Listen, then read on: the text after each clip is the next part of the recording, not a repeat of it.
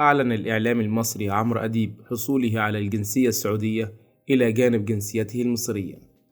وقال عمرو أديب في برنامج الحكاية اللي بيقدمه على قناة MBC مصر: مؤخرا ومنذ فترة تم منحي الجنسية السعودية، الآن أنا مواطن عندي جنسية مصرية وسعودية.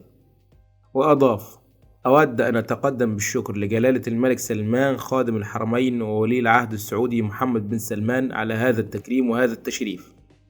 وأضاف عمرو أديب: لا أعرف أعدادا كبيرة من المصريين حصلوا على هذا التكريم، ولكن أنا سعيد به جدا، وأود أن أطلعكم على معلومة تعرفونها. أنا قضيت 30 عاما من حياتي الإعلامية كانت في مؤسسات سعودية. أنا أعتبر من المصريين في الخارج، ما يعني أنني أعمل في السعودية داخل مصر. هذا التكريم مسؤولية، وأرجو أن أكون جسرا بين دولتين محوريتين في العالم العربي، مصر والسعودية، وأن أوطد هذه العلاقات.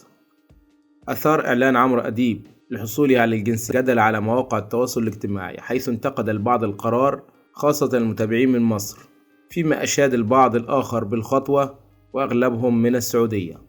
ما هي شروط الحصول على الجنسية السعودية؟ أوضح الموقع الرسمي لوزارة الداخلية السعودية أنه يجوز منح الجنسية السعودية للأجنبي وفق مجموعة من الشروط.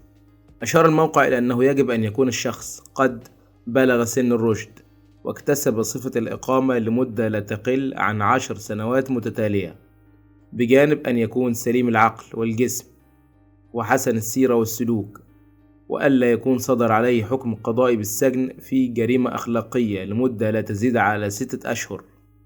كما يجب أن يكون من أصحاب المهن التي تحتاج إليها البلاد، وأن يثبت ارتزاقه بطرق مشروعة. ومن بين الشروط أيضا أن يجيد اللغة العربية تحدثا وقراءة وكتابة. وتمنح الجنسية السعودية من قبل رئيس مجلس الوزراء في المملكة، بناء على اقتراح وزير الداخلية، ولوزير الداخلية في جميع الأحوال وبدون إبداء الأسباب الحق في رفض الموافقة على منح الجنسية العربية السعودية للأجنبي الذي تتوافر فيه الشروط المنصوص عليها.